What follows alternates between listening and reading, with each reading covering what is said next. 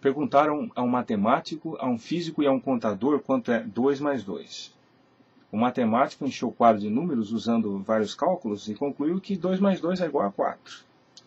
O físico desenvolveu algumas fórmulas e, depois de resolvidas, chegou à mesma conclusão. O contador foi direto à resposta. Depende do tanto que você quer que dê, disse ele. É claro que é uma piada, e de mau gosto, aliás. Não gostei não, viu? Porque também sou contador. Tudo bem, é só para ilustrar mesmo, poderia ser qualquer outra profissão. Mas olha, detalhes significantes estão por detrás disso. Lições sobre moral, ética e verdade. Então ressurge a pergunta clássica: é a verdade relativa ou absoluta? Todos concordam que 2 mais 2 é igual a 4? Essa é uma verdade absoluta? Os caminhos usados para se chegar à resposta 4 são alternativos ou existe um caminho único? Aí está o problema, porque a matemática e a física são ciências exatas, ambas criadas por um Deus exato. Os métodos são diferentes, porém o caminho é único. O método é a forma utilizada para se chegar a um objetivo. Ele pode ser alternativo, por exemplo, 3 mais 1, 2 mais 3 menos 1, 15 menos 11, o resultado é o mesmo, 4. E por aí vai. Já o caminho é o próprio resultado da solução. Ele é fixo e inalterado. A partir do momento que você descobrir o rumo certo ou o caminho da solução, você poderá utilizar métodos diferentes para se chegar à mesma resposta. Nesse caso específico, um caminho diferente representaria o erro da conta. Qual foi a diferença entre o matemático e o físico? Eles usaram caminhos ou métodos diferentes? Apenas usaram métodos diferentes andando pelo mesmo caminho.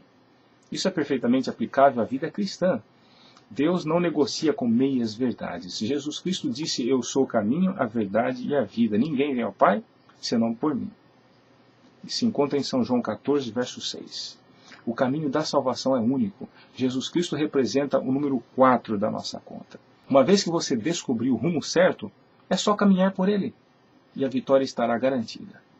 Nessa caminhada, o tamanho das pedras são diferentes para cada um que trilha por ele. Por outro lado, você pode usar métodos diferentes para levar alguém ao conhecimento da verdade, sem desviar do caminho. Cada um tem uma história diferente sobre a sua conversão. Porém, todos estão na mesma caminhada com o mesmo objetivo.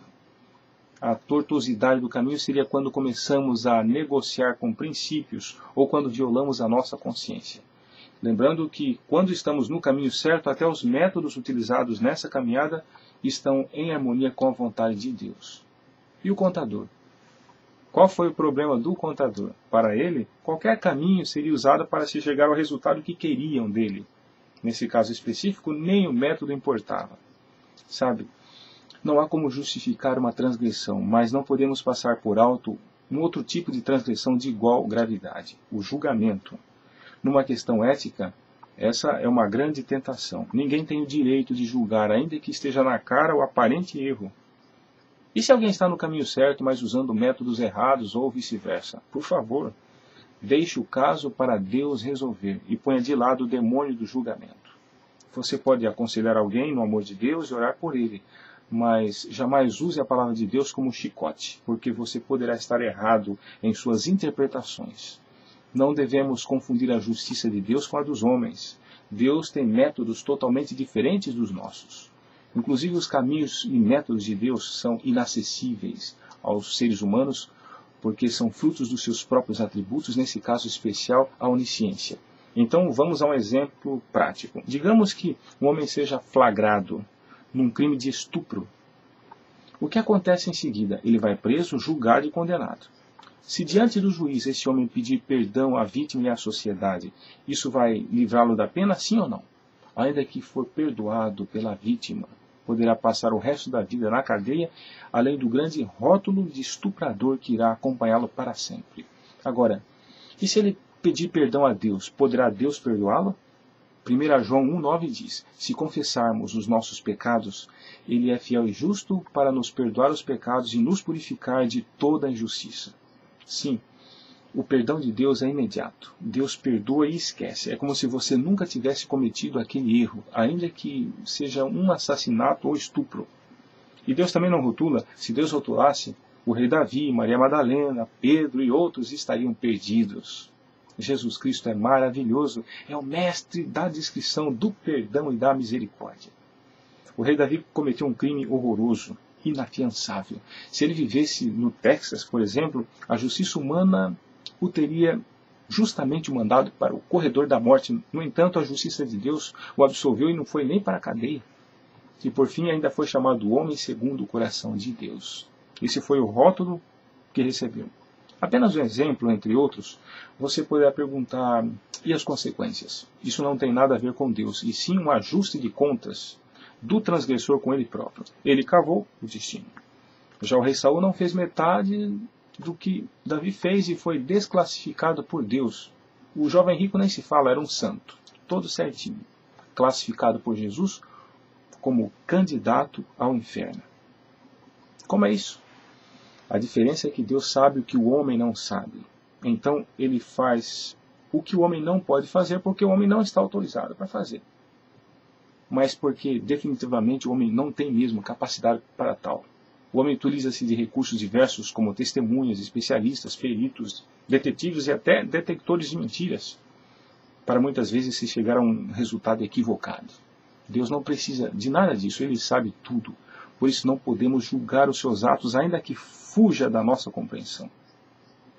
Isaías 55, 8 e 9 diz, porque os meus pensamentos não são os vossos pensamentos, nem os vossos caminhos os meus caminhos, diz o Senhor. Porque assim como os céus são mais altos do que a terra, assim são os meus caminhos mais altos do que os vossos caminhos, e os meus pensamentos mais altos do que os vossos pensamentos. Deus é o único que tem a capacidade de saber se o homem está realmente arrependido ou não, se ele está apto ou não a conviver com a sociedade. O tribunal e o corpo de jurados existem porque eles não conhecem a verdade. O papel exclusivo da corte é apurar a verdade e fazer justiça. Mas vez por outra alguém está morrendo injustamente. Deus não precisa de júri. Ele é a encarnação da justiça. Sua justiça é exata e imparcial. A absolvição de Deus é imediata através do perdão. Mesmo que o homem sofra as consequências de sua transgressão, o que importa é estar perdoado por Deus. A cadeia é um recurso paliativo que a justiça humana impõe. Ela é punitiva, mas nem sempre educativa, porém necessária para proteger a sociedade.